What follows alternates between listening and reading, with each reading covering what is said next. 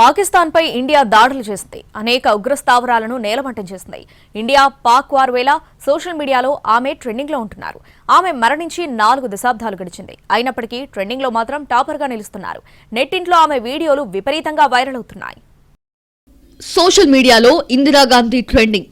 1971లో Indira Gandhi speeches viral. నెట్టింట్లో ఎక్కడ చూసినా ఆమె గురించే చర్చ. ఐరన్ లేడీ గురించి చర్చిస్తున్న నెటిజన్లు.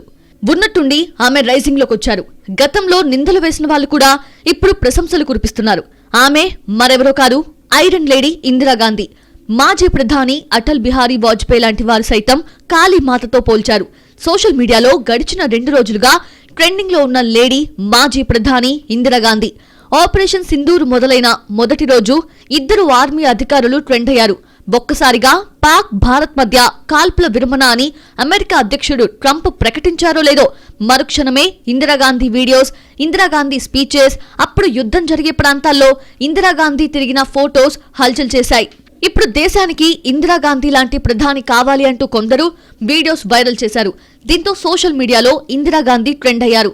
సహజంగా ఇప్పుడున్న కొన్ని రాజకీయ పార్టీలు పాకిస్తాన్ ప్రేరేపిత ఉగ్రవాదం అణచివేయాలంటే మోదీతోనే సాధ్యం అనే హైప్ ఇచ్చారు.